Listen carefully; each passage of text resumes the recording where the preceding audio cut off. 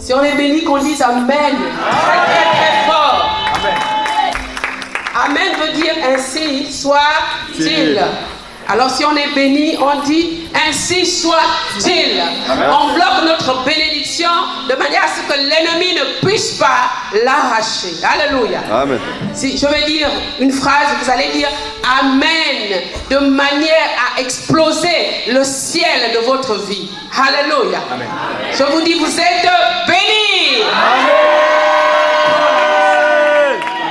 Jésus est merveilleux. Alléluia. Jésus est vraiment merveilleux quand j'écoute ce genre de témoignage. Quand je vois le Saint-Esprit en action, je suis encouragée. Je suis dans une joie que je ne peux pas vous exprimer. Alléluia. Vous savez, pour prendre le micro et parler au peuple de Dieu, ce n'est pas une fantaisie. C'est loin d'être une fantaisie pour moi. C'est devenu une partie de plaisir parce que je sers avec joie. Mais c'est une lourde responsabilité de venir parler à des hommes, à des femmes, des responsables de famille, et leur dire que Jésus dit ceci de vous.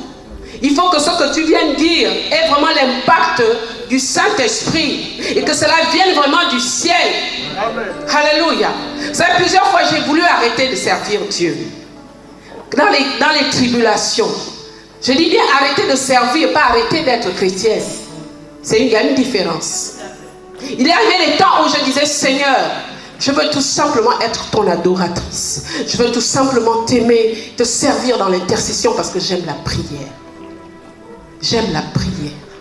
Je dis, Seigneur, laisse-moi servir dans ce domaine. Laisse-moi vraiment prier pour le corps de Christ, pour faire naître les missionnaires dans la moisson, pour amener des âmes au salut. Oui, je peux hurler, pleurer, intercéder pour cette cause toute ma vie. Mais le Saint-Esprit me disait, non, c'est pas à cela que je t'ai appelé.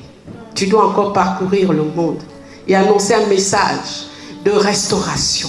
Annoncer un message de rafraîchissement. Annoncer un message que je mettrai dans ta bouche. Et c'est pour cela que vous me voyez là. Parce que je suis envoyé par le Saint-Esprit pour bénir le peuple vers qui il m'envoie. Je suis le signe de la bénédiction quand j'arrive. Amen. Alléluia. Je suis un signe prophétique quand j'arrive. J'aime dire aux gens, sans me vanter, il faut savoir quel appel on a reçu. Il faut savoir sous quelle onction on travaille. J'aime dire, je suis la dernière indication de ton GPS de misère. Quand tu marches dans l'épreuve, pendant que tu ne sais plus à quel niveau tu es, parce que la route est trop longue, il arrive que le GPS, il est bien programmé pour nous amener à une destination clé, mais on a l'impression qu'on tourne en rond. On dirait qu'on prend les petites pistes, on ne comprend rien, on essaie de teindre, de rallumer, on est toujours dans les mêmes voies. Lui, il doit nous conduire parce qu'il sait où on va. Mais nous regardons, à un moment donné, on arrive à une pancarte qui indique qu'on n'est pas loin. Il nous dit même à 400 mètres, il dit à 200 mètres, il dit à 100 mètres. Il dit ensuite, et tu regardes, il y a un drapeau, une petite insigne qui te montre que tu n'es pas loin. Après tu arrives, il te dit, vous êtes arrivé à destination. Je suis cette voix qui vient te dire que tu es en train d'arriver à destination avec Jésus. C'est-à-dire que tu es en train d'arriver là où Jésus a décidé de te conduire. Tu es en train d'arriver là où il a, dans le plan qu'il a formé pour ta vie, quand il t'a formé dans les entrailles de ta mère. Il a libéré une parole sur toi. Il a dit quelque chose de toi que tu ignores. Mais quand il t'a formé comme un projet pour aller quelque part, pour être un instrument, pour impacter une personne, pour impacter une nation, pour impacter des vies. Alléluia. Je suis cette voix qui te dit, tu es arrivé à destination. C'est la voix prophétique que je suis pour le corps de Christ. Je viens pour fortifier quand l'église est fatiguée, quand l'église a trop combattu. Le Saint-Esprit me dit, va et va annoncer un message de relèvement. Et quand je finis ma part, derrière moi, il y a des témoignages. Que réellement l'onction du relèvement a coulé. Amen. Chaque ministère a son onction. Alléluia. Mais toute la gloire de ce travail revient au maître de la moisson. Alléluia. Est-ce qu'on peut acclamer le Saint-Esprit? Ceux qui étaient là hier ont été bénis. Hein? Tant pis pour les absents. Hein? Ah ben oui. Hein? Le Saint-Esprit a visité le peuple pour qui? Le peuple qui s'est démontré vraiment violent. Le royaume appartient aux violents, aux gens qui disent, toi, programme de la semaine, tu ne vas pas m'empêcher d'aller samedi à l'église. Toi, programme de la semaine, tu ne m'empêcherais pas d'aller à la veillée de prière. Quelles que soient les fatigues que tu peux ressentir dans mon corps, mais moi je sais que mon esprit a besoin d'aller écouter ce qui va se dire. Nous ne devons pas nous conformer au siècle présent, mais nous devons nous laisser renouveler par le Saint-Esprit. Seuls ceux qui marcheront conformes à la volonté du Saint-Esprit demeureront dans leur bénédiction. Vous savez, c'est parfois, lorsqu'on rate un moment précis. C'est-à-dire qu'on peut être assidu tous les jours. Mais il suffit de rater un rendez-vous programmé avec le Saint-Esprit pour rater le cycle de son relèvement. Pour rater la saison de sa visitation. Soyons très attentifs. Soyons très sensibles à la voix de l'Esprit. Alléluia. Je parle à quelqu'un ce matin. Amen. Jésus nous aime tellement. On est tellement habitué à voir des hommes de Dieu se déployer sur la chair, sur ce pupitre ou sur plusieurs pupitres. On est tellement habitué à entendre les choses que ces hommes viennent annoncer, que ça devient coutume dans nos habitudes, ça devient quelque chose d'habituel. Il n'y a plus d'extraordinaire dans ce qu'ils peuvent raconter. J'ai déjà entendu, parfois c'est les mêmes messages tirés du même verset. Mais à un moment donné, il y a un autre réma qui sort de cette parole. Alléluia. Donc ne tombons pas dans le piège de vivre dans l'habitude, dans l'accoutumance avec Jésus. Il fait toujours une chose nouvelle. Chaque jour ne se ressemble pas. Mais chaque jour aussi suffit sa peine. La journée d'aujourd'hui ne sera pas celle de demain. Et les grâces qu'il déverse aujourd'hui, ce n'est pas les mêmes qu'il déversera demain. Sortons des accoutumances, de la monotonie en Christ. Alléluia. Jésus a vraiment un message. Il a vraiment quelque chose qu'il veut révéler à son Église. Et seule l'Église qui triomphera et qui marchera selon les voies de Dieu sera une Église triomphante. Amen. Quand on parle d'une Église triomphante, on ne parle pas d'un bâtiment qui brille. Il peut être orné, décoré, avec tous les beaux tissus qu'il faut, avec tous les beaux accessoires ou les instruments qu'il faut. Mais si le peuple qui fait cette Église ne marche pas dans la direction du Saint-Esprit, il n'y aura pas une vie d'impact pour la nation. Amen. Église de Nantes. Amen. Vous avez dit Nantes pour Christ. Ça veut dire que Nantes appartient à Jésus. Amen. C'est prophétique. Vous avez déclaré que Nantes, la ville que vous avez pris en possession, deviendra la ville de Jésus. Amen. Alors vous devez payer le prix pour ça. Amen. Vous devez payer le prix pour ça.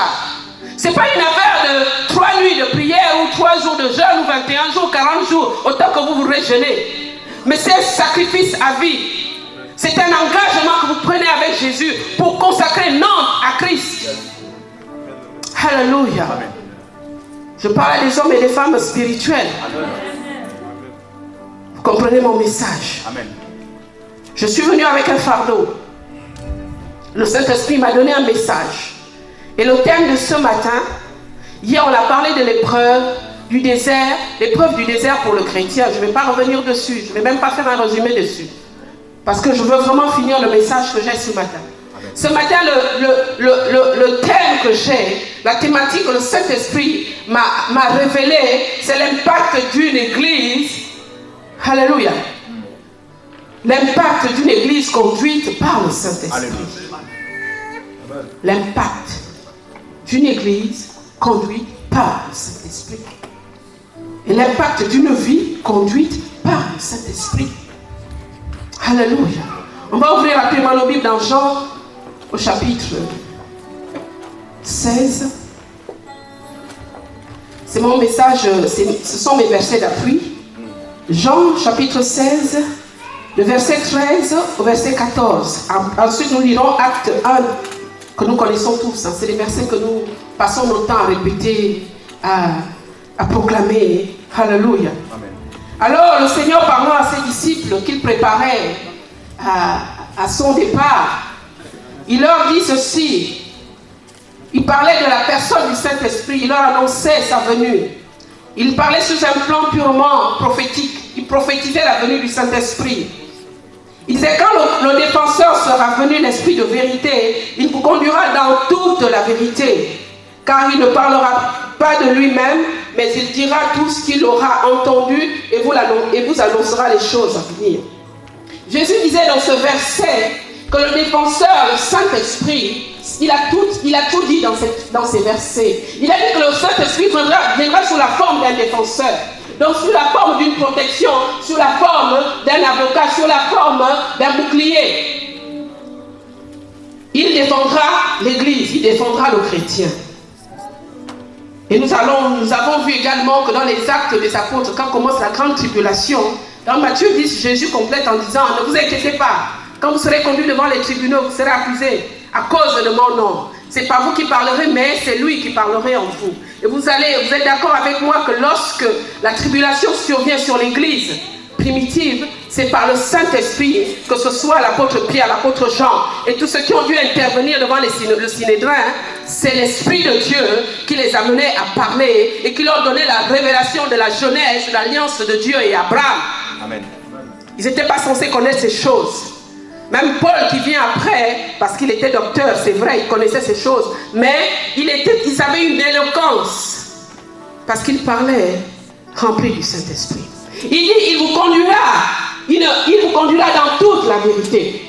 Et on se dira, mais quelle vérité? C'est pas seulement la vérité de te révéler ce qui concerne ta vie, à toi, mais la vraie vérité selon laquelle...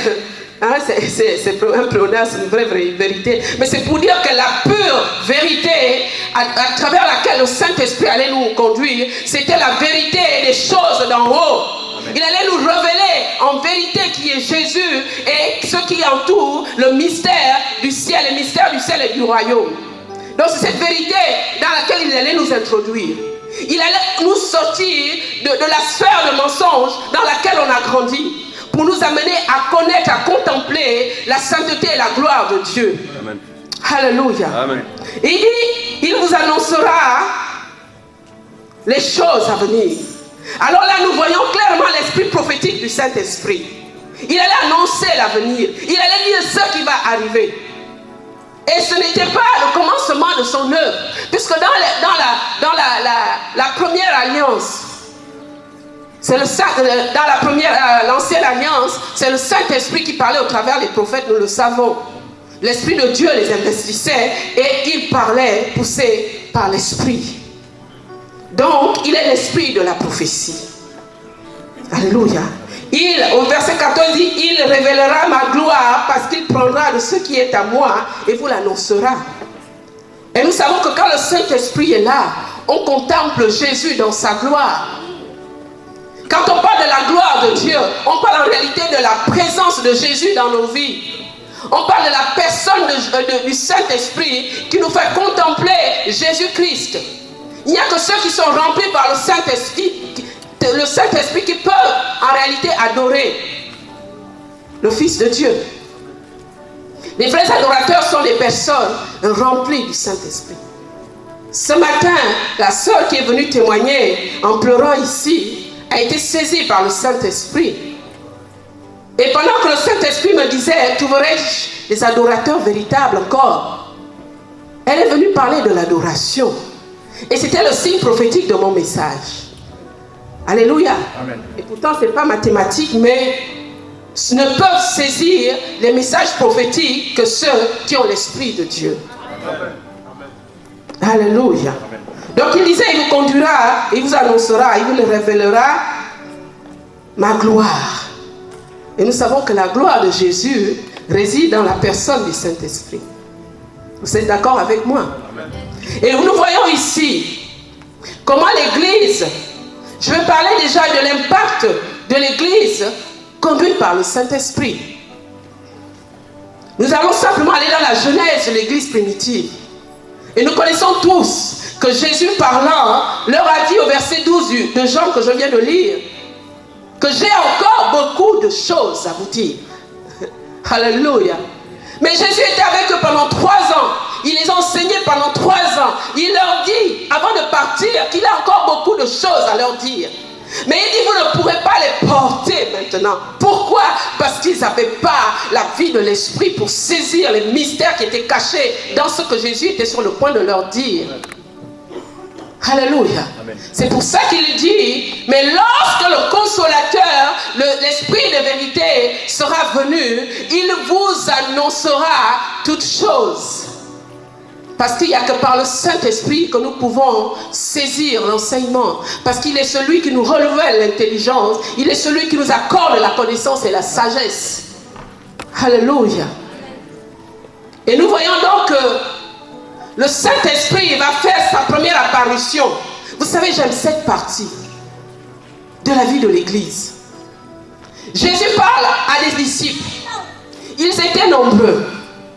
Mais je ne sais pas, mais dans les Actes des Apôtres, au chapitre 1er, 8, il dit, vous recevrez une puissance, le verset 8 que je vous ai donné. Il dit, n'allez nulle part, attendez, ne faites rien, mais la puissance du Saint-Esprit viendra sur vous. Et c'est seulement quoi? À partir de cet instant, que vous deviendrez mes témoins.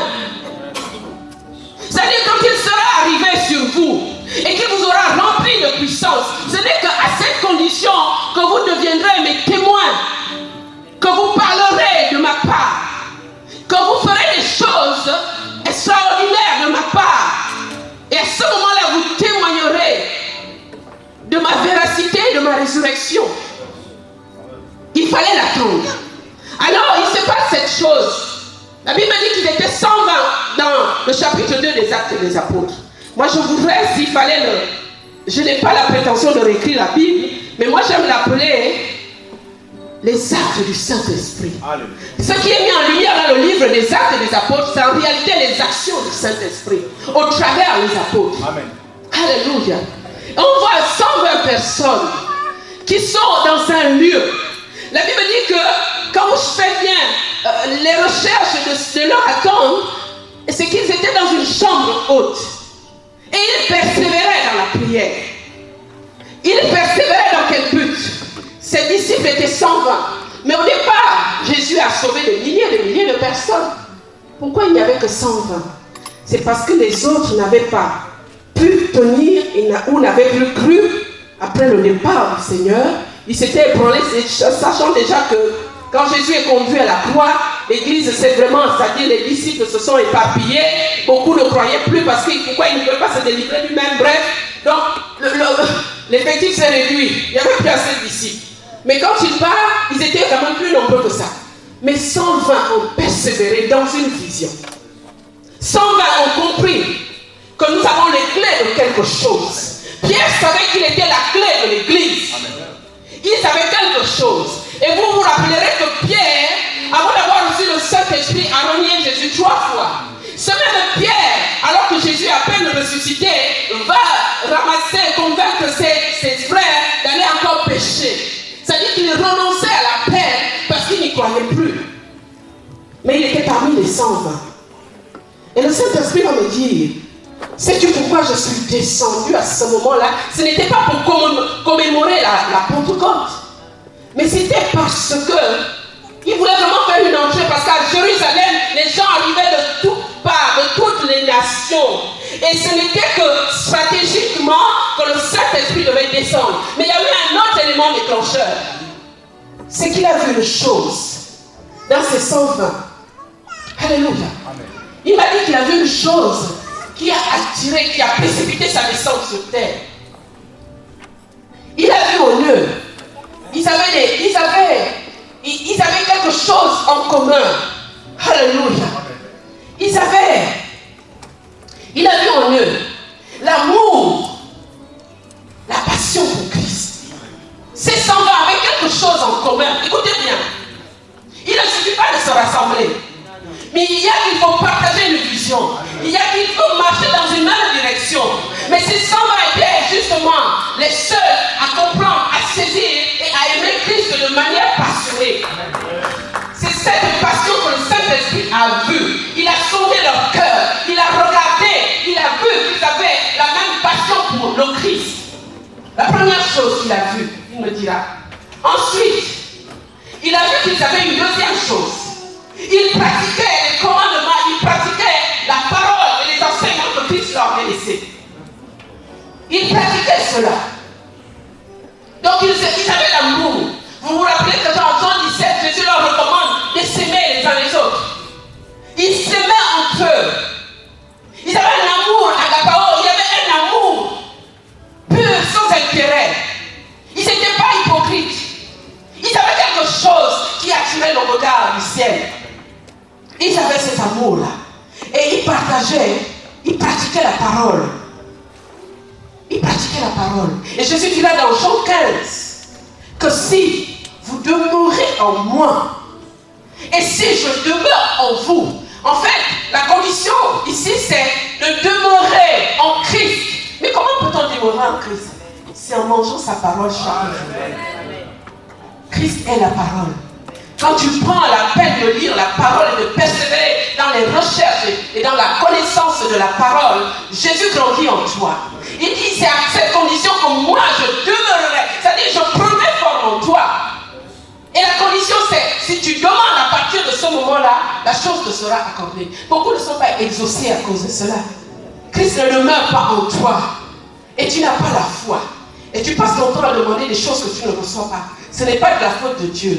Dieu, le principe clé pour qu'il t'apporte quelque chose que tu désires, c'est que tu dois l'attirer par la foi. Et tu dois l'amener à vivre en toi.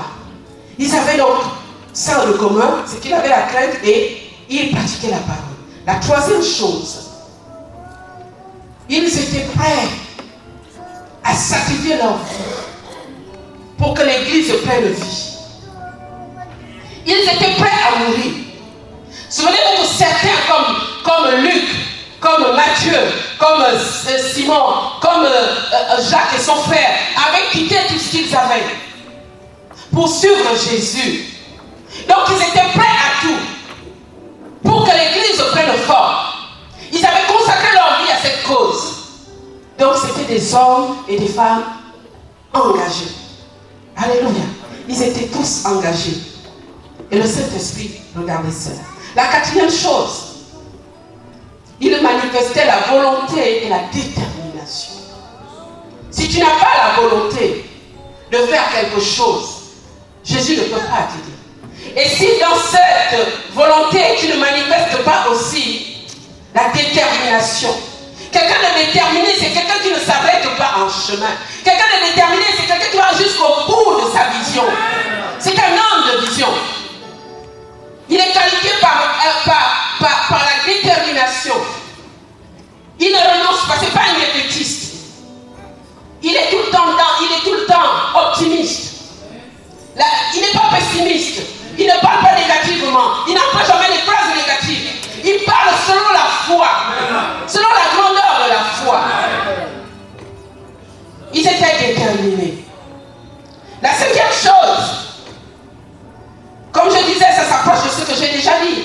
C'est qu'ils avaient renoncé à leur confort. Vous savez, le confort, c'est la chose qui nous empêche d'évoluer avec le Seigneur. Beaucoup aiment s'asseoir dans le canapé et zapper la télévision. C'est un confort. Beaucoup aiment leur petite vie. C'est-à-dire, moi, samedi, je vais au marché. J'ai déjà prévu que je dois acheter ça. Je fais ma cuisine. Je vais me coiffer. Je fais ceci. Et puis, j'ai mon émission du soir. C'est le confort, tout ça. Mais quand on devient chrétien, c'est pas ce à quoi on doit aspirer. On peut prendre des temps de loisirs, des temps de distraction de temps en temps, mais ça ne doit pas vraiment identifier, c'est pas ça qui va dominer notre vie. On est sur terre, c'est vrai, mais quand on devient chrétien, on rentre dans la sphère du combat. On rentre dans la sphère du défi contre le diable. Pendant que toi, tu te prélasses parce que tu crois que Jésus est venu t'apporter le royaume de joie et de paix pendant que tu dors, Satan, lui, il travaille contre toi. Nous n'avons pas bien compris l'évangile et vraiment la vie chrétienne. Tout ce qu'elle peut comporter. Il y a beaucoup de risques, beaucoup de dangers qui nous guettent. Nous sommes en danger en permanence. Mais ce qui fait notre force, c'est que le Saint-Esprit est notre bouclier. Rien ne peut nous arriver. Mais pour ceux-là qui ne veillent pas, ils tombent quand même certaines fois dans le piège du diable. Donc ils avaient quitté leur vie de confort. Ils avaient crucifié leurs désirs, les désirs de la chair. Ils ne vivaient plus selon la chair, mais ils marchaient selon l'esprit. Et pourtant, ils l'esprit, mais ils avaient déjà la vision de marcher selon l'esprit. Certains me diront, mais ils avaient reçu les armes. Non.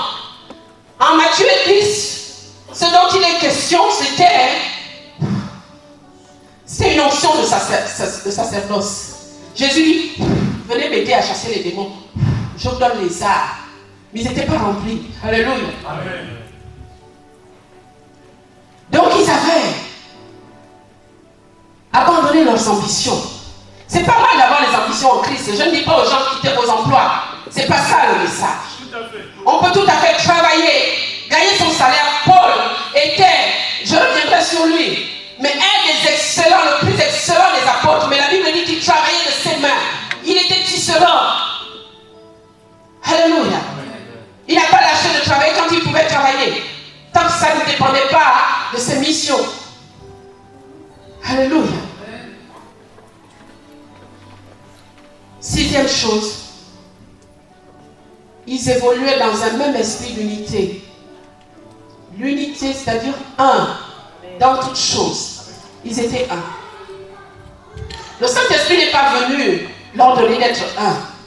Il est venu en fait de rendre parfait cet esprit qui était en eux. Parce que c'était les disciples qui aimaient beaucoup la chambre haute. Ils affectionnaient un lieu consacré à la prière. Ils aimaient la prière. Et nous allons voir quand nous évoluons dans la lecture des actes des apôtres qu'ils étaient toujours à la chambre haute. Quand ils avaient la persécution, ils allaient où? À la chambre haute. Invoquer le Dieu qui les avait choisis et qui les avait envoyés en mission. La septième chose, ils nourrissaient, alléluia, ils nourrissaient une même pensée, une même soif, le désir de voir le Saint-Esprit prendre le contrôle de leur vie. Ils vivaient pour cela. Et si vous voulez, la majorité, si ce n'est la plus grande raison de leur intercession permanente en chambre haute, c'était Jésus, envoie ton esprit. Jésus, nous attendons ton esprit. Jésus, nous voulons voir le Saint-Esprit. Jésus, nous aimons le Saint-Esprit. Jésus, nous voulons devenir des adorateurs. Parce que tu as dit que l'heure arrive, elle est déjà là, où les adorateurs adoreront l'esprit en vérité. Nous voulons avoir l'esprit de l'adoration. Jésus envoie l'esprit. Cet esprit, nous le voulons. Ils ont matraqué l'intercession dans le seul désir de voir le Saint-Esprit arriver. Mais dites-moi, après une telle persévérance, remplie de tout ce que je viens de vous citer comme 7 éléments qui les unissaient, le Saint-Esprit ne pouvait que descendre sous cette forme. Et sa descente et sa venue étaient proportionnelles au désir qui était allumé dans le cœur. Il n'est pas descendu de manière incognito. Non, le Saint-Esprit est venu de manière spectaculaire. La Bible dit que des langues de feu descendaient du ciel et tombaient sur chacun d'eux. Ils étaient dans l'attente, mais ils recevaient le feu. C'est ce jour que l'église fut née. Ils étaient baptisés de feu. Jean avait dit une chose, Jean le Baptiste. Il a dit, ce n'est pas moi. Je ne suis même pas digne de délier la croix de ses souliers. Mais il arrive, il est déjà là. Celui-là qui nous baptisera de feu. Il était question ce jour-là du baptême de feu. Mais bien aimé, sans le baptême de feu, une église ne peut pas avoir d'impact. Je ne parle pas de 3 4 personnes qui vont être baptisées de feu. Non. Je parle de l'assemblée même. Si elle n'est pas baptisée de feu, vous ne pourrez pas impacter une ville. Jamais. Il se passa que lorsqu'il descendit, oh là là, j'aime cette partie. De Pierre qui a été qualifié le plus grand évangéliste du monde. Alléluia. Un homme qui n'avait pas d'instruction s'est tenu devant les pharisiens, les hommes orgueilleux, les docteurs de la loi, les hommes qui s'aimaient tout savoir. Il s'est tenu au milieu d'eux. Il a parlé sans savoir la Bible. Il a parlé de la jeunesse jusqu'à l'arrivée du Messie. Un homme ordinaire. Parce qu'il avait reçu le baptême. Parce qu'il avait reçu la chose qui pouvait faire de lui un gagnant d'âme, un homme qui allait relever les défis, un homme qui allait remporter les victoires. L'apôtre Pierre. Alléluia. Quand je lis la Bible, mais je dis qu'il y a quelque chose dans notre siècle. Il y a quelque chose. Et le Saint-Esprit m'a dit de vous parler de cela. Et nous voyons comment l'église est allée de victoire en victoire. La croissance a été exponentielle. La première prédication de Pierre a gagné 3000 âmes. À Jérusalem, 3000 âmes vues. Alléluia. Gagnées au Seigneur. Sa deuxième prédication a apporté 5000 âmes. Alléluia. Cet homme était un conquérant. Il devait conquérir le monde. Mais son secret était sa vie avec le Saint-Esprit. Cet homme et ces hommes et ces femmes, parlant des apôtres, n'avaient pas de vie. C'est bien de prier. Seigneur, délivre la ville de Nantes. Seigneur, amène la France à toi. Seigneur, alléluia. Mais entre-temps, nous sommes dans une petite vie d'excellence et de confort. Quand un petit vent de bousculade vient, on pleure de toutes les larmes. Alléluia, on n'est pas prêt à payer le prix. Mais je vous dis que ces hommes étaient frappés. Ils s'étaient mis dans les prisons. Ils s'étaient humiliés. Tellement décapités à cause de l'évangile. Mais qu'est-ce qui a changé aujourd'hui? Qu'est-ce qui a changé? C'est vrai qu'il y a plus. Nous sommes dans un temps où Dieu a vraiment dispensé la grâce. La première église est née dans les tribulations. La première église est née dans un contexte très difficile, très hostile. Ils étaient accusés par les pharisiens, donc les juifs eux-mêmes. Arbitrairement.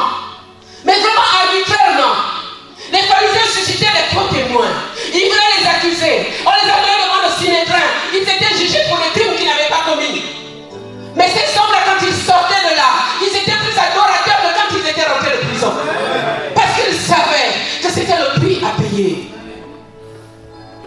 Aujourd'hui, l'intimidation de l'église actuelle, ces intimidations ne sont pas aussi fortes.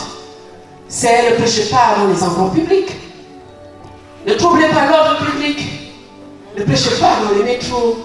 Ne faites pas ceci, ça, ce sont des intimidations sous forme législative.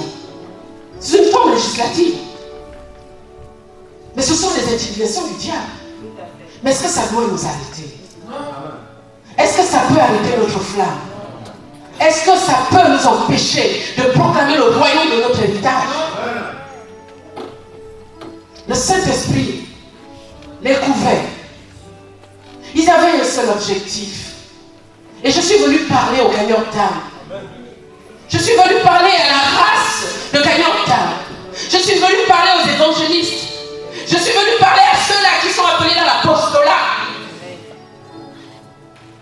Pour vous dire, il y a un prix à payer. Il y a un prix à payer. C'est d'abord vaincre la peur. Le jeune homme vient de faire un témoignage. Il a été intimidé dans un café. Le Saint-Esprit lui a dit, vas-y. Mais il s'est intimidé à un moment donné. Il s'est dit, ils vont me rejeter. Ils ne vont pas m'écouter. Mais le feu qui montait en lui a dit, vas-y. Il a obéi au Saint-Esprit. Ce sont les seules choses que nous demande de faire. Il ne te dit pas, non, on n'est plus dans le contexte de la première, de l'église primitive. Le Saint-Esprit veut te dire, quand il ne te dit même pas à quelqu'un, c'est qu'il a déjà disposé son cœur.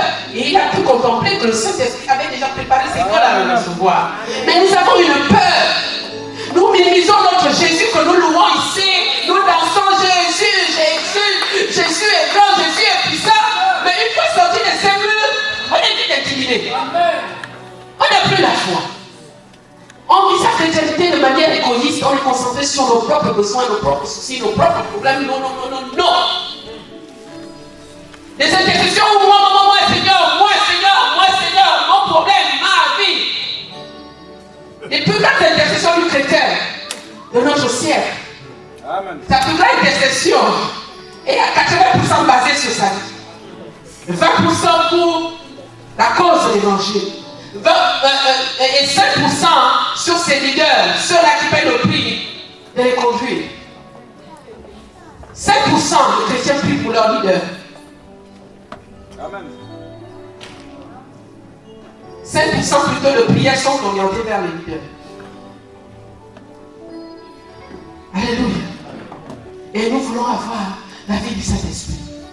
Et certains, quand ils veulent avoir le Saint-Esprit dans leur vie, ils se contentent d'un jeûne d'une journée parce qu'on dit qu'il faut le désirer. Cet esprit vient dans ma vie. Cet esprit, j'ai besoin de toi. Cet esprit, je t'en prie, baptise-moi de feu. Cet esprit, mais pendant qu'elle est en train de prier, la personne, elle ne regarde pas si elle a préparé le terrain au Saint-Esprit de rentrer vraiment dans sa vie. Si elle a mis sa vie en ordre, si elle s'est vraiment consacrée, sanctifiée, et ça ne s'arrête pas à une prière, ni même à un mois d'intercession. C'est une intercession permanente, persévérante, comme ces sang va à la chambre haute, jusqu'à ce qu'il te bouleverse. Amen. Quand j'ai donné ma vie à Jésus en 1999, je suis né de nouveau dans les assemblées de Dieu. Il y avait des cours de baptême. Et après les cours de baptême, il y avait aussi, de ces cours-là, on devait aussi, pendant les cours de baptême, il était question aussi d'être baptisé dans le Saint-Esprit avant de passer par les eaux. Moi, j'ai fait les cours de baptême pendant, je crois, 3 mois. Et j'attendais tellement le Saint-Esprit. Je voulais vraiment qu'il vienne dans ma vie. Je jeûnais, je priais, et rien ne se passait. Rien ne se passait. Mais gloire soit rendue à Jésus parce que je persévérais dans l'enseignement à l'église. Et c'est le jour du baptême, en 2001, que sortant de l'eau, je sens que quelque chose comme un cataclysme, un tonnerre est arrivé du ciel et a bouleversé ma personne. Et l'apôtre qui était là, mon père spirituel, l'apôtre Jules Bois, le président de l'Assemblée de Dieu du Gabon, dira mettez la main de côté, elle a quelque chose. Et donc quand quelqu'un manifestait le baptême dans le Saint-Esprit, le jour de son baptême, c'est qu'il y avait quelque chose. Et moi je n'avais pas compris. Mais je pensais que le Saint-Esprit, dès que je l'ai reçu, ça allait continuer. J'ai encore continué à persévérer parce que j'avais cette soif de le connaître. Pas avoir les petits frissons, les émotions, non. Je voulais le connaître. Personne ne m'avait jamais parlé de lui dans cette dimension-là. Mais mon âme nourrissait cette soif de connaître le Saint-Esprit. Il y a des choses que le Seigneur fait descendre en nous qu'on ne peut pas exprimer. Même quand on est nouvellement né de nouveau. Mais ça, aujourd'hui, je comprends que c'était la paix qui me faisait désirer le Saint-Esprit à ce point. Alors je vais recevoir un frère en Christ qui viendra ce dimanche après le culte m'apporter la cassette, une vidéo. À l'époque, c'était les cassettes, c'était pas des CD, des DVD, non. Une cassette vidéo de Nongi Show. Le Saint-Esprit m'en associe. Et je vais regarder cela, comme ça, il fait son témoignage, comment il a recherché le Saint-Esprit dans les montagnes, ainsi de suite, ainsi de suite. Et par après, comment il a reçu. Pendant qu'il faisait ce témoignage, comme une pluie, vraiment, je ne peux pas vous dire ce que j'ai ressenti ce jour-là. Mais je sais que quelque chose comme une chaleur, c'était comme une douce, je ne sais pas, mais il a pris ma vie. Et le signe miraculeux s'est accompli de parler en langue. Jésus a dit, dans Marc 16, 18, les miracles qui accompagneront ceux qui auront cru. Parmi les miracles, c'est ce que nous oublions qu'aujourd'hui, être baptisé dans le Saint-Esprit est un des miracles. Le baptême dans le Saint-Esprit, manifesté dans un parler en langue, est un miracle pour le chrétien. Est un signe qui accompagne le chrétien né de nouveau. C'est ce jour-là que j'ai parlé en langue. Ah oui, j'ai parlé en langue. J'avais l'impression qu'on voulait décoller ma langue. J'avais l'impression qu'on voulait renverser mon intelligence. Mais je résistais, mais c'était plus fort. Le Saint-Esprit avait décidé que je devais parler dans cette langue. Amen. Et ce jour-là, j'ai commencé, je ne me suis plus jamais arrêté. J'ai connu des épreuves. Après mon baptême, je suis rentré dans un désert qui a duré 5 ans. 5 ans durant. 5 ans durant. J'ai vécu tout ce que vous pouvez imaginer comme épreuve. Des hommes de Dieu recevaient du Saint-Esprit de venir m'apporter un message de fortification. Je n'étais que chrétien. De 2001 où j'ai été baptisé, le Seigneur m'a fait sortir de cette épreuve seulement en 2005, avant que je commence mon ministère public en 2006. Mais comme je vous ai dit, ce désert, cette épreuve était pour me préparer au ministère. C'est dans ces 5 ans d'épreuve que j'ai rencontré en réalité qui est Christ, que j'ai commencé à connaître. Je n'ai pas fini de connaître Jésus. J'ai connu ce que c'est l'amour pour le Seigneur. Un amour qui ne s'arrête pas parce qu'on a une tribulation et parce qu'on est malade.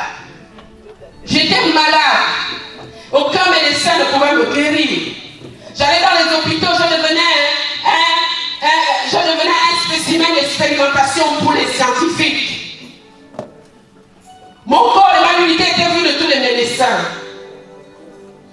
je continue à persévérer dans l'adoration du Dieu en qui j'avais donné ma vie. Plus j'avançais dans l'épreuve, plus le monde se moquait de moi. Quand je donne ma vie en 99, je suis une femme d'affaires qui a des entreprises et des véhicules. Mais une fois que j'ai donné ma vie, quand je vais me faire baptiser après le baptême, ma société va tomber en faillite. Les huissiers vont m'arracher mes voitures. C'est-à-dire que c'était enchaîné, perte sur perte, perte sur perte. La seule chose que Dieu a conservée de ma vie, c'était ma fille. Même mon mari m'avait quitté. Je n'avais personne sur qui me reposer. Même les sœurs en Christ refusaient de prier avec moi dans mes temps d'épreuve.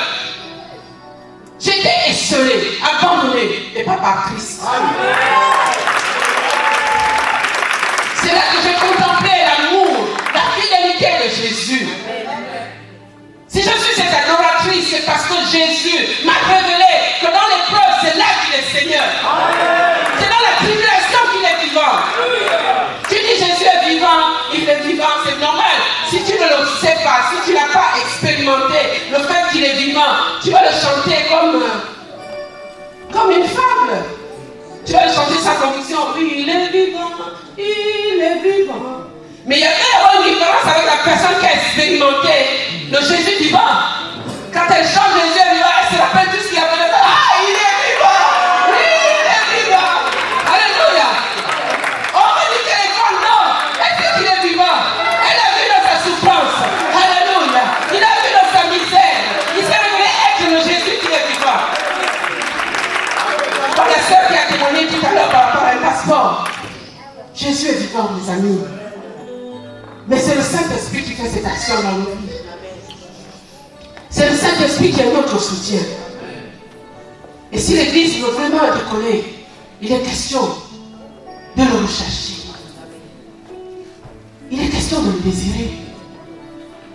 Mes amis, le Saint-Esprit a quelque chose à faire avec cette Église. Non, pour Christ, ce n'est pas une petite affaire. Il y a la mort, il y a le sang de Jésus. Cette ville est une ville stratégique. Je vous parlerai de cette ville que le Saint-Esprit m'a montré comme qui a quelques similitudes avec la ville où Paul a connu vraiment la prospérité de son ministère. Corinthe, une ville portuaire, une ville commerçante. Et le Saint-Esprit regarde cette ville. Il est en train de déposer, de travailler stratégiquement. Nantes fait partie des villes stratégiques de la France où le réveil va commencer. Où le réveil va éclater. Mais il faut une église qui marche conformément à la vision du Saint-Esprit. Une église qui ne marche pas dans le compromis, dans le mensonge. Et je suis venu vous dire, l'église de Nantes, Nantes pour Christ, le Saint-Esprit vous a sélectionné pour cet an de réveil. Et il veut que vous ayez de l'impact dans la vie. Et vous gagnerez les villes avoisinantes. C'est une vision apostolique qu'il a. C'est une vision apostolique. Il m'a dit une chose. Vous savez, les gens aiment se dire je suis apôtre, apôtre, apôtre. J'ai vu une chose en Afrique. C'est-à-dire que quelqu'un a implanté une église. Et qui a peut-être visité un village. Je suis apôtre. Apôtre. Tout de suite, la démarche a changé. Frère, on a gagné ensemble. Même moi, j'ai fait tout le Gabon, mais vraiment, je ne m'appelle pas apôtre. Mais toi, là, tu es déjà apôtre, plus.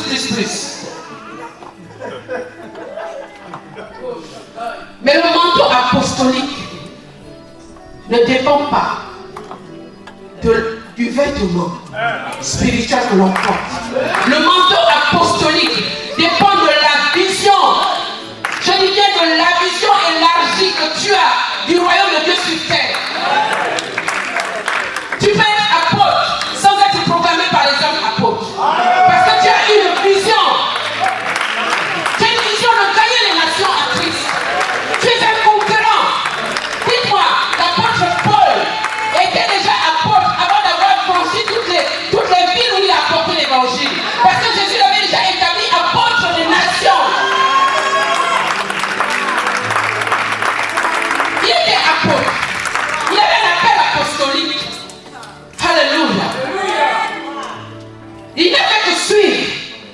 Le cheminement tracé par le Saint-Esprit. Et ça me fait rentrer dans le deuxième. L'impact d'une vie conduite par le Saint-Esprit. Et je ne peux pas m'inspirer d'un autre modèle que l'apôtre Paul. Alléluia. Nous connaissons tous qui est cet homme. Mais vous savez, moi j'ai un regard particulier sur l'apôtre Paul. Parce que le jour que j'ai reçu la soif et la passion des âmes, et que j'ai parcouru toute ma nation, toutes les 9 provinces, pour apporter l'évangile de Christ, c'est le message, c'est la partie où on parle de Paul, que j'ai reçu quelque chose. J'ai reçu vraiment un revêtement à cette dimension, et d'apporter l'évangile dans ma nation d'abord, avant de sortir de là-bas. Paul est quelqu'un, quand on regarde son histoire, beaucoup ne savent pas faire le portrait de Paul. Mais j'ai un regard très particulier, très spécial sur la vie de Paul. C'est un juif, comme nous savons. Il est né dans l'an 8 après Jésus. Et on dit qu'ils avaient 10 ans d'écart entre Christ et lui. Donc quand Jésus avait 30 ans et qu'il commençait son ministère, Paul en avait 20. Mais et pourtant, Paul a fait de très bonnes études. Il a appris d'aller à Tarse. Il a fait ses études à Tarse avant de monter à Jérusalem, où il va être sous le manteau de Gamaliel, l'école du ministère. Il deviendra un pharisien déterminé parce qu'il va chérir vraiment la Torah, la parole de Dieu, les lois de Moïse. Il va vraiment apprendre. Mais il avait une chose que beaucoup ne savent pas. Paul a grandi vraiment dans un environnement très spécial. C'était un homme déterminé. Il était très déterminé. La Bible dit qu'il s'appelait Saul Paulus, qui signifie en grec petit. Saul petit, Paulus, il était petit de taille. C'était un bonhomme. Mais ce n'est pas sa taille. Sa taille n'a pas été un problème pour lui. Alléluia. Dieu ne regarde pas la taille. Alléluia. Dieu ne regarde pas ce que les hommes regardent. Alléluia. Il fit donc de brillantes études sous le manteau de Gamaliel. Il avait un savoir. C'était un homme instruit. Alléluia. Il parlait 4 langues. Il parlait araméen, hébreu, le grec et le latin. Il a même étudié la philosophie. Et il aimait la littérature grecque. Il excellait dans la géographie. Donc il connaissait où se situait telle ville. Vous savez, notre vie, telle que nous la vivons au départ, est déjà une inspiration venue de Dieu. Cet homme qui devait parcourir les nations aimait la géographie avant la perse. Je dis à quelqu'un, si tu parles de géographie, c'est que Dieu va t'envoyer percer les nations. Tu vas nous aider à percer les nations de l'Europe. Alléluia. Il aimait la navigation. Rappelez-vous quand les bateaux dans lesquels il allait en mission chaviraient, Paul arrivait à la nage. Il savait nager. C'était un homme qui excellait. Alléluia. Il excellait. Il était rigoureux. Dans le régime, la première dispensation, il était un homme rigoureux, conservateur. Donc docteur de la loi, pharisien. Il était fier de le rappeler. C'est ce qui a fait de lui. Au début, il n'était pas persécuteur de l'église. Il était un homme qui servait Dieu selon sa foi, selon la loi. Et il était déterminé dans ce qu'il faisait. Il était celui qui enfermait le plus de chrétiens. Mais vous devez dire que la frontière entre l'incrédulité et le service était vraiment faible. Paul est devenu incrédule au moment où il a commencé à persécuter l'église parce qu'il n'a pas su que c'était le Messie même qui était annoncé dans les prophéties, que les prophètes avaient annoncé. Donc quand il persécutait l'église, en réalité, Paul pensait servir Dieu. C'est un homme de détermination. Et c'est pour cela que lors de sa rencontre, je parlerai de sa conversion avec Christ, en Christ. Paul était convaincu qu'il rendait un culte à Dieu en persécutant l'église. Et sur le chemin de Damas, un rendez-vous divin. Sur le chemin de Damas, Jésus le rencontra. Jésus le rencontrait de manière spéciale parce qu'il savait que Paul croyait qu'il le servait. Mais Jésus lui dira, tu me persécutes. C'est ce qui a causé le choc de Paul. Parce qu'il s'est dit, ah bon, je pensais être l'ouvrier de Dieu. Mais au contraire, je persécute le Messie. Je l'ai vu de mes yeux. À ce moment-là, il fut frappé d'aveuglement.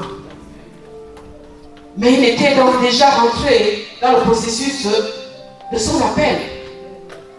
Il fut conduit à Damas. Et Jésus suscita un nommé Ananias. Nous connaissons l'histoire. Pour aller lui parler de Jésus et lui accorder le recouvrement de la vue. Quand Ananias arrive, un homme aussi vaillant, un homme de foi, un homme vraiment un saint selon Dieu, il imposait la main à Paul, Paul le recouvert la vue. Je peux dire qu'à ce moment, le manteau ou le voile de l'incrédulité fut déchiré en Paul quand il rencontra Jésus. Il était incrédule. Il a même contribué à la mort de plusieurs saints en martyrs, comme Étienne. Vous connaissez son histoire. Mais dans tout ce que Paul faisait, il croyait servir Jésus. C'est la même détermination. Quand Jésus envoie Ananias, dans le même chapitre de Acte 9, verset 15, il lui dit spécifiquement l'appel de Paul.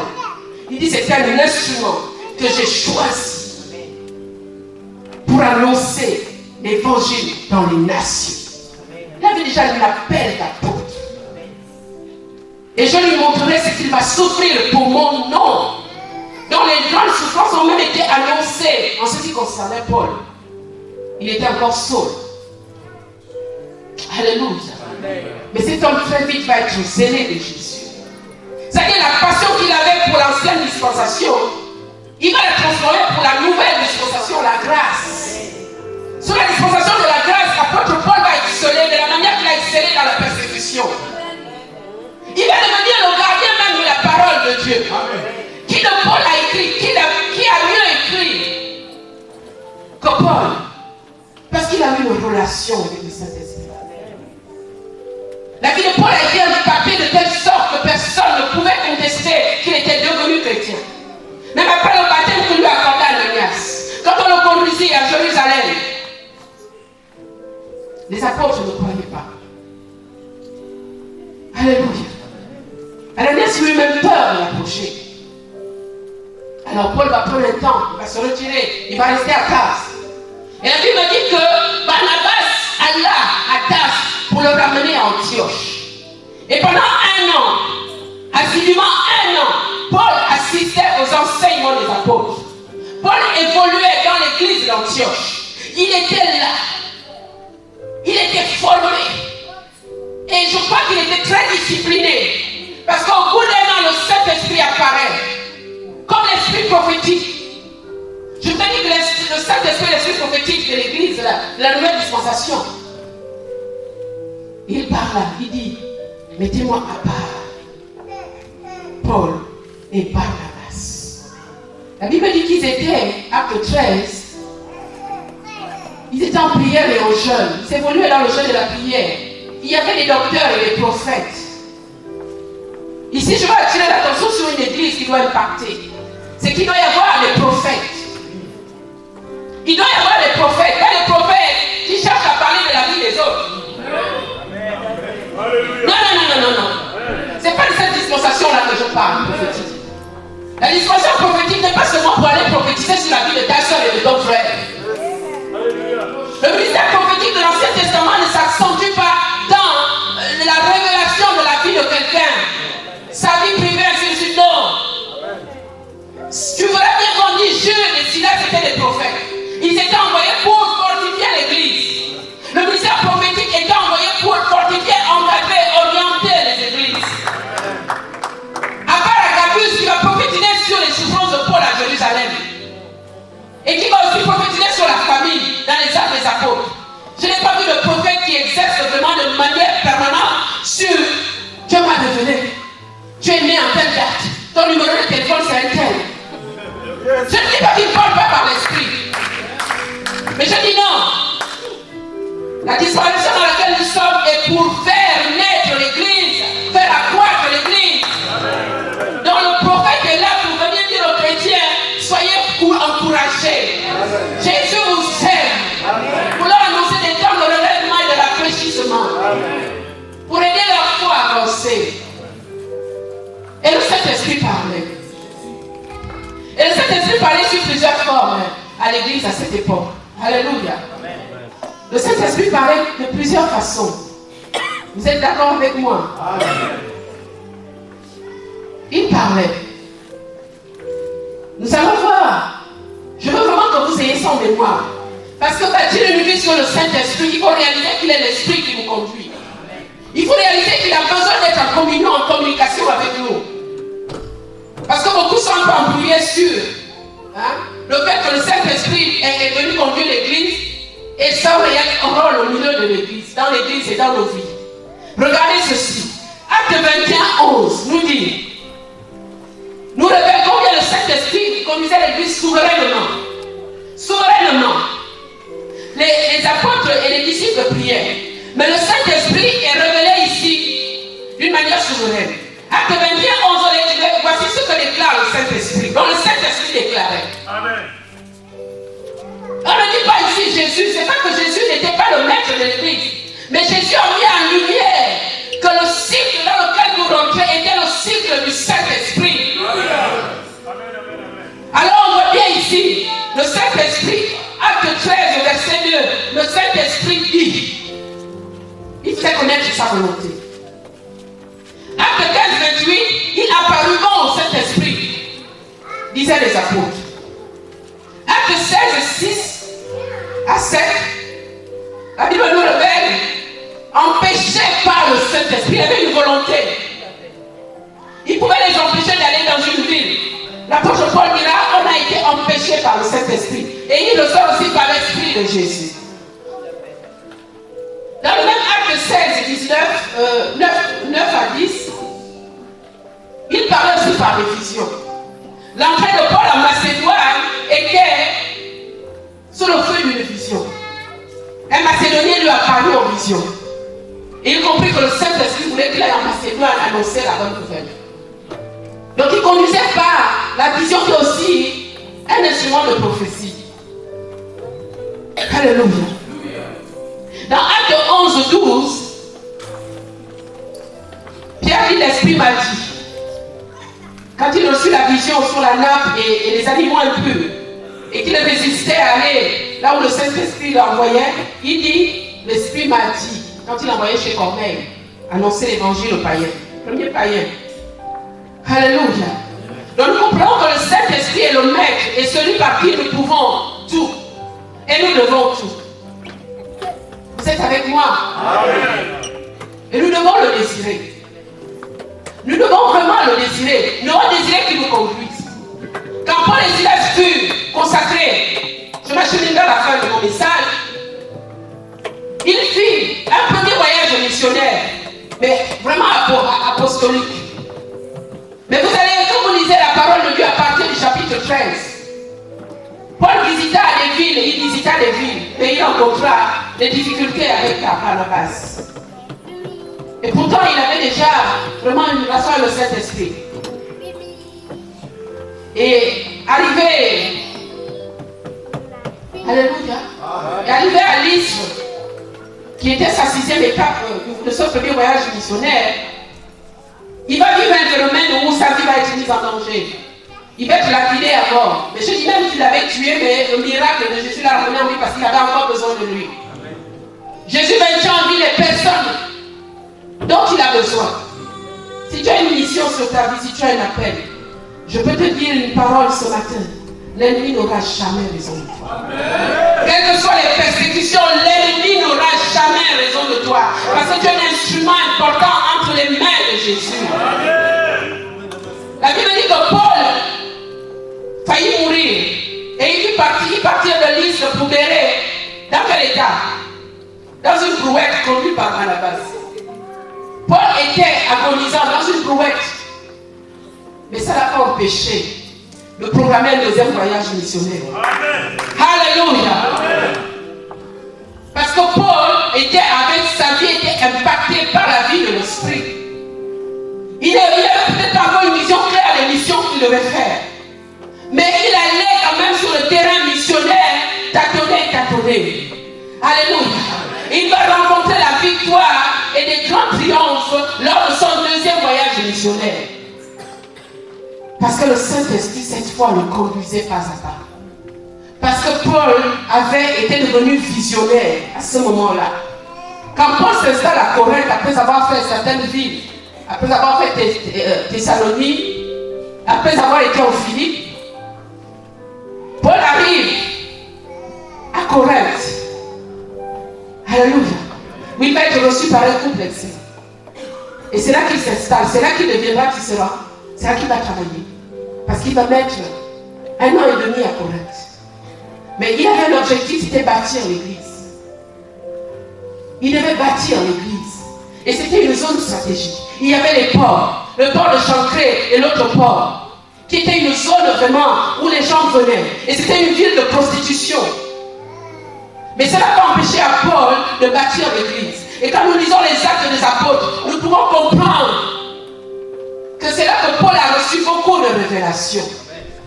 Quand Paul parle dans 1 Corinthiens, l'épître de 1 Corinthiens au chapitre 12, il nous révèle les dons, il nous révèle le ministère, mais il le fait partie par le Saint-Esprit. Toutes les lettres des épîtres de Pierre aux églises, de Paul aux églises, étaient inspirées de sa relation avec le Saint-Esprit. Paul va nous parler avec précision de la prophétie.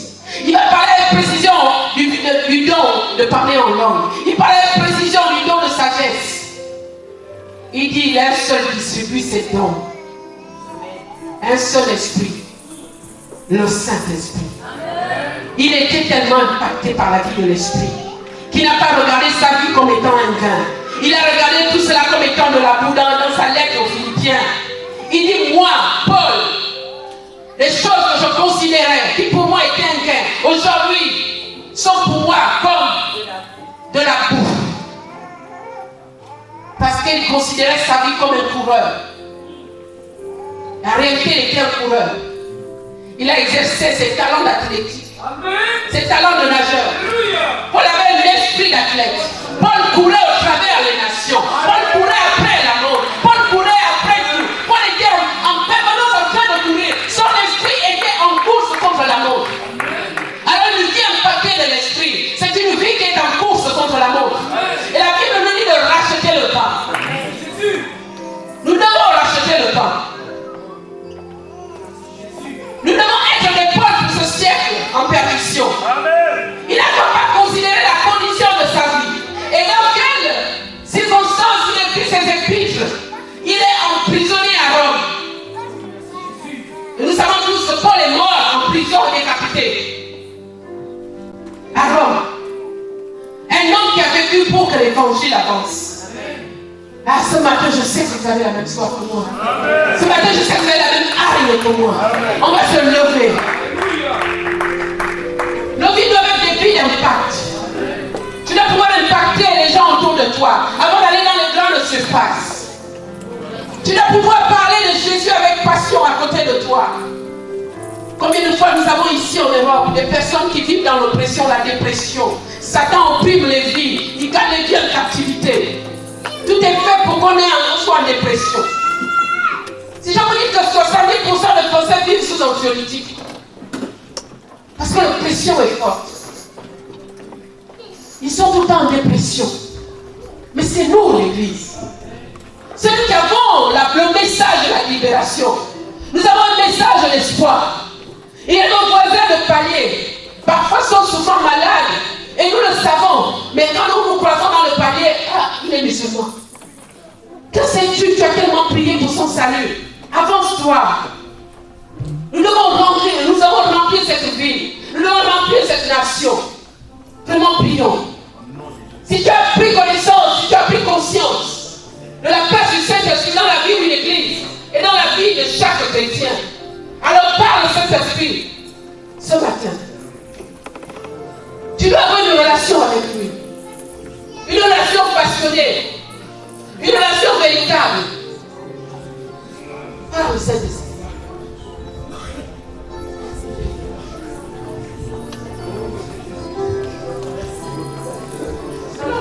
Au piano, nous entendons un chant de consécration. Un chant prophétique, dans un esprit prophétique. Tu as un appel très prophétique dans le chant. Tu as une relation d'intimité avec Christ. Et Dieu va t'emmener très loin.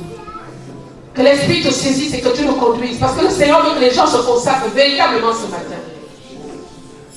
Le Seigneur veut des hommes et des femmes qui se lèvent au détriment de leur vie, de leur confort, de leurs ambitions, qui se lèvent par amour pour Jésus, qui prennent la décision de ne plus considérer leur vie, leurs avantages et leurs faiblesses, mais de donner le maximum à Jésus. Des hommes et des femmes qui veulent vraiment être enflammés de Jésus. Alléluia. Oh yes. Alléluia. Alléluia. Alléluia.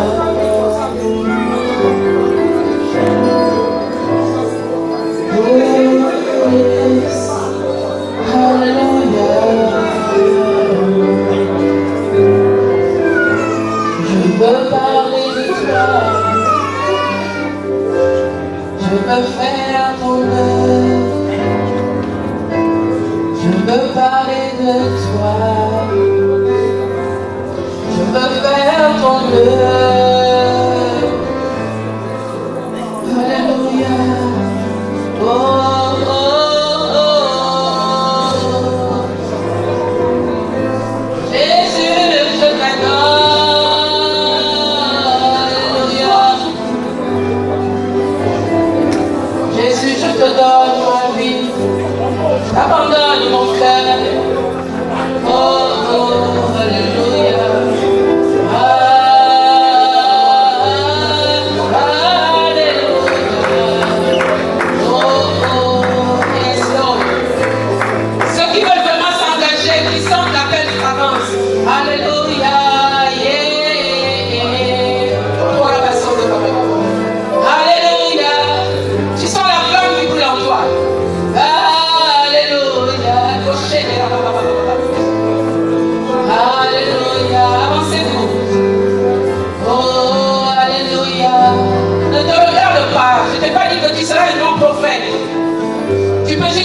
Et en train de parler de Jésus. Alléluia. Tu peux même impacter la jeunesse de ton lycée, de ton collège. Alléluia. Béni soit ton nom, Seigneur. Béni soit ton nom, Jésus. Tu as besoin de toucher ce matin des prophètes. Des hommes qu'il va conduire dans la vision, la révélation. Yes. Alléluia.